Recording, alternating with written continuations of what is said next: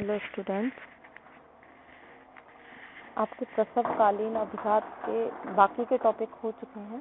एक टॉपिक आपका सिलेबस का बाकी था, एस्फाइजिया नियोनेटेरम बोले या फिर नवजात श्वासावरोध। इस टॉपिक को हम आज की क्लास में कवर करते हैं, तो मैं टॉपिक शुरू करती हूँ। सबसे पहले आपको ये ध्यान में रखना है कि ये क्या है, प्रसवकालीन उपघात है, यानी कि ड्यूरिंग लेबर या ड्यूरिंग डिलीवरी किसी भी इंजरी की वजह से या कोई ऐसे कॉम्प्लिकेशन या कोई भी ऐसी मेडिकल कंडीशंस की वजह से क्या हो सकता है कि जो फीटस है या जो भी चाइल्ड है, नियोनेट है, उसको किसी भी तरह की जो भी इंजरी हो सकती है, उसको हम सबको किसके अंदर पढ़ते हैं, प्रसवकालीन उपघात अभिघात के अंदर। क्लियर है? तो इसमें लिखा क्या है, प्रसव काल में शिशु को लगने वाले बाह्य एवं आभ्यंतर आघात जो कि शस्त्र आदि से हो उसे प्रसवकालीन अभिघात कहते हैं।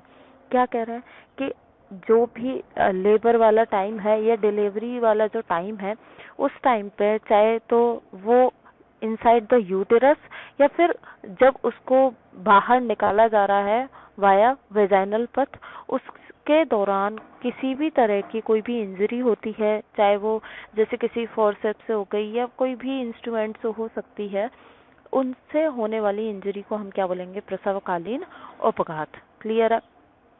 सबसे पहले है इसके अंदर नवजात श्वासावरोध, यानी कि एस्फाइजिया नियोनेटेरम। ठीक है, इसको आप क्या भी बोल सकते हो, नाम से क्लियर है, श्वासा अवरोध, यानी कि बच्चे के अंदर क्या हो रहा है, ऑक्सीजन की कमी हो रही है, O2 की सप्लाई जो है वो उसके अंदर क्या हो रहा है, प्रॉब्लम हो रही है। इसको हम क्या बोलेंगे, एस्फाइजिया बोलेंगे। अब शरीर के अंदर क्या हो रहा है, अगर ऑक्सीजन की कमी हो रही है यानी कि हाइपोक्सिक कंडीशन डेवलप हो रही है, हाइपोक्सिया हो रहा है, ऑक्सीजन की कमी हो रही है, इसके कारण इस डिजीज को हम हाइपोक्सिक इस्चेमिक एन्सेफेलोपैथी कहते हैं। क्योंकि आपको भी पता है कि थोड़ी सी देर के लिए भी अगर ऑक्सीजन की सप्लाई ना हो तो सेल्स तक O2 ना पहुंच पाएगी, जिसकी वजह से इस्चेमिया होगा और ब्रेन तक जो है ऑक्सीजन नहीं पहुंच पाएगी, तो टोटल बोल दिया इन्होंने हाइपोक्सिक इस्चेमिक एन्सेफेलोपैथी। ठीक है, ये इसका दूसरा नाम भी बोला जा सकता है। तो एग्जाम में या तो नवजात श्वासावरोध आए, एस्फाइजिया नियोनेटेरम आए, या हाइपोक्सिक इस्चेमिक एन्सेफेलोपैथी आए, तो आपको ये पॉइंट कवर करना है। आगे बढ़ते हैं। नवजात शिशु को जब श्वास लेने में कठिनाई हो या अवरोध होता है तो उसको हम क्या कहते हैं, नवजात श्वासावरोध, यानी कि जो नियोनेट है वो श्वसन प्रॉपर नहीं कर पा रहा है, रेस्पिरेशन नहीं कर पा रहा है, कोई भी कारण हो सकता है, वो हम आगे देखेंगे क्या कारण रहेंगे।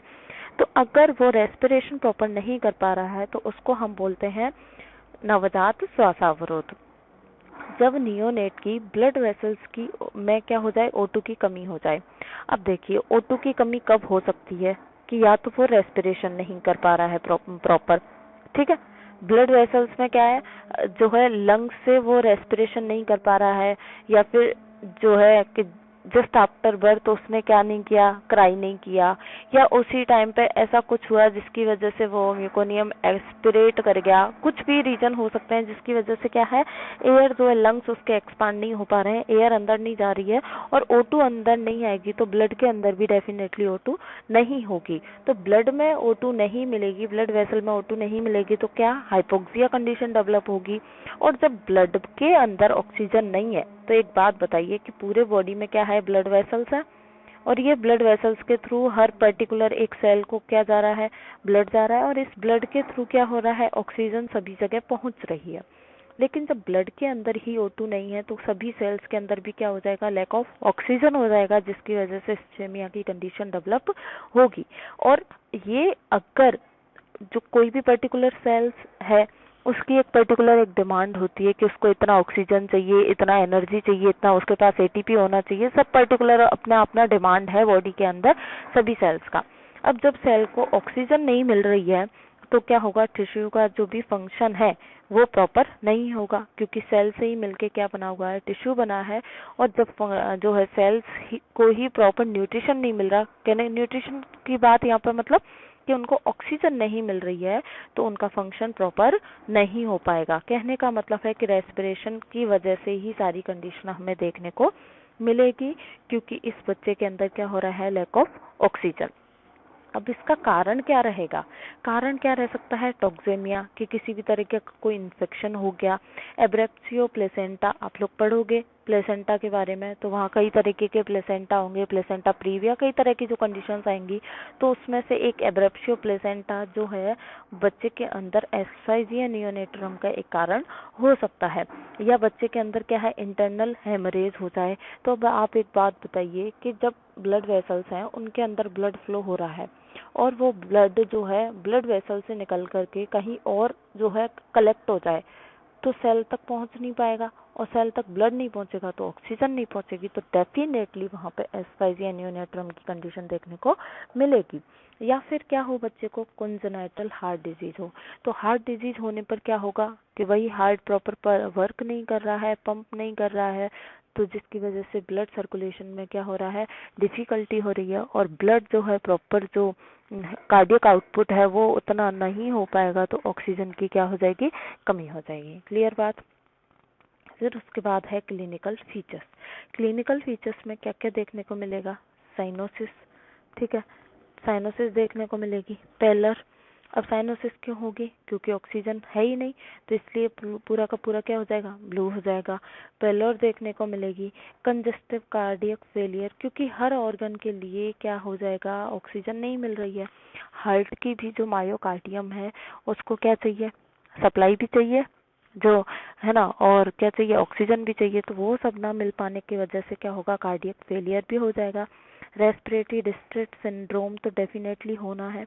क्यों होना है, क्योंकि जब ऑक्सीजन ही नहीं है तो पूरा रेस्पिरेशन प्रॉपर उसका रहेगा ही नहीं, तो रेस्पिरेटरी डिस्ट्रेस सिंड्रोम भी उस बच्चे को देखने को मिलेगा। और ऑक्सीजन की कमी से और ब्लड फ्लो प्रॉपर ना हो जाने की वजह से क्या होगा, सीजर्स भी उस बच्चे को आएंगे। तो इस तरीके के हमें क्लिनिकल फीचर्स जो होंगे वो एस्फाइजिया नियोनेट्रम में देखने को मिलेंगे। डायग्नोसिस की बात करते हैं तो सीटी स्कैन करवा के देख सकते हैं। ईईजी, इससे आप ब्रेन जो एन्सेफेलोपैथी है उसका पता लगा सकते हैं, और एमआरआई, ये कुछ डायग्नोसिस हैं, इसकी वजह से हम एस्फाइजिया नियोनेट्रम का पता लगा सकते हैं कि ये होने की वजह से बच्चे को इतने सारे जो है डिफेक्ट हुए हैं। मैनेजमेंट कैसे करोगे आप इसका, वही टीएबीसी, टेम्परेचर, एयरवे, ब्रीदिंग और सर्कुलेशन को मेंटेन करो, यानी कि रिसक्सिटेशन करो बच्चे का। अगर उसके अगर उसके अंदर आपको जो है हेमोरेजिक कंडीशन देखने को मिल रही है तो विटामिन के का आपको क्या देना है, बच्चे को इंजेक्शन देना है, जिससे क्या है, हेमोरेज को रोका जा सके। फिर उसके बाद क्या देंगे उसको, जो है सीजर्स को ट्रीट करने के लिए जो है आपको टैबलेट्स देनी है, ट्रीटमेंट फॉलो अप करना है, इमरजेंसी ट्रीटमेंट फॉलो अप करना है। फिर उसके बाद है transfer the infant to NICU. अगर अपगार स्कोर जो है 1 मिनट के अंदर 3 से कम आ रहा है, मैं अपगार स्कोर आपको पढ़ा चुकी हूँ, अगर अपगार स्कोर जो है उसका 3 से कम आ रहा है तो आपको इमीडिएटली इन्फेंट को आईसीयू में जो है रेफर करने की क्या है, जरूरत है। बैक एंड मास्क वेंटिलेशन, क्योंकि हो क्या रहा है, एस्फाइजिया हो रहा है, ऑक्सीजन की क्या हो रही है, कमी हो रही है, तो आपको पहले तो जो ऑक्सीजन की जो कमी है उसको ठीक करना है। तो उसको ठीक करने के लिए आपको बैक एंड मास्क वेंटिलेशन भी क्या करना पड़ेगा, देना पड़ेगा, जिससे प्रॉपर उसके अंदर क्या रहेगी, O2 की सप्लाई हो पाए और आगे जो उसकी प्रॉब्लम है वो क्योर हो सके। एक चीज और मैं आपको बताऊंगी, हालांकि आपसे पूछा नहीं जाएगा, ठीक है, लेकिन क्या है, आप लिख के आ सकते हो, अगर आपका बड़ा क्वेश्चन आता है एग्जाम में तो आप इसको लिख सकते हो। क्या लिखना है कि जो एस्फाइजिया नियोनेट्रम है इसको पता करने की 3 स्टेज रहेंगी, तो इसको क्या बोलेंगे हम, सेरेनट या स्टैगिंग चार्ट करके आपको बोलना है इसका। तो इसको आप कैसे देखोगे, देखो इसकी 3 स्टेज होती हैं, स्टेज 1, स्टेज 2, स्टेज 3, ठीक है, और इसके अंदर फिक्स कुछ साइन होते हैं जिनसे आप जो है एस्फाइजिया नियोनेट्रम का लेवल है वो पता कर सकते हो या स्टेज को पता कर सकते हो। तो इसके अंदर 5 फिक्स साइन होते हैं कि आपको क्या क्या देखना है। तो सबसे पहले आप लेवल ऑफ कॉन्शियसनेस देखोगे, बच्चे का पोस्चर देखोगे आफ्टर बर्थ, मायोक्लोनस देखोगे, है ना, सीजर्स देखोगे और मसल टोन देखोगे। ये सारी की सारी चीजें आपको बच्चे के अंदर नोटिस करनी है। तो सबसे पहले हम देखते हैं लेवल ऑफ कॉन्शियसनेस। अगर बच्चा हाइपर अलर्ट है, यानी कि आपने कुछ भी उसको जो है रिफ्लेक्स दिया और वो रिएक्ट कर रहा है, तो यानी कि जो है बच्चा अलर्ट है, अलर्टिक कंडीशन में है। फिर उसके बाद है सेकंड, अगर आपने कोई भी उसको स्टिमुलेशन दिया, वो रिएक्ट नहीं कर रहा है, ज्यादा रिएक्ट नहीं कर रहा है, थोड़ा बहुत ही रिएक्ट कर रहा है, तो वो लेथार्जिक कंडीशन में जाएगा, तो वो आता है स्टेज सेकंड में। और किसी भी तरीके का स्टिमुलेशन आप दे रहे हो फिर भी वो रिएक्ट नहीं कर रहा है, तो बच्चा क्या है, समझ जाइए कि बच्चा क्या है, कोमा में है। तो लेवल ऑफ कॉन्शियसनेस का इस तरीके से पता लगा सकते हो। फिर बात आती है पोस्चर को देखना है आपको कि बच्चे का पोस्चर कैसा है, नॉर्मल कंडीशन में है तो वो स्टेज 1 के अंदर आएगा। अगर जो है उसकी मसल जो है वो फ्लेक्जन कंडीशन में मिल रही है आपको, तो वो स्टेज सेकंड रहेगी। और डिसेबरेटेड यानी कि जो है एबनॉर्मल पोस्चर देखने को मिल रहा है आपको, जैसे कि जो टोज है वो अंदर की ओर मुड़े हुए हैं, एबनॉर्मल पोस्चर है बॉडी का, बोन्स का, मसल्स का, तो वो कंडीशन आएगी डिसेरेब्रेट यानी कि थर्ड स्टेज के अंदर। इसी तरीके से आप मायोक्लोनस को देख सकते हो, सीजर्स हैं और मसल टोन को आप ऐसे देख सकते हो। बाकी आपके एग्जाम में नहीं पूछा जाएगा, लेकिन आपको पता होगा तो ठीक है, बाकी ये आपको पढ़ने की वैसे कुछ खास जरूरत नहीं है। केवल आप इतना ही पढ़ोगे तो काफी है, सफिशिएंट मैटर है आपके एग्जाम के लिए। और ये आपके सिलेबस में दे भी नहीं रखा है तो आपको पढ़ने की जरूरत नहीं है। केवल मैनेजमेंट तक ही आप इस टॉपिक को कवर कीजिए, बाकी किसी को इंटरेस्ट है तो वो पढ़ सकता है। ठीक है, तो ये आपका जो प्रसवकालीन उपघात है ये कंप्लीट होता है। Thank you.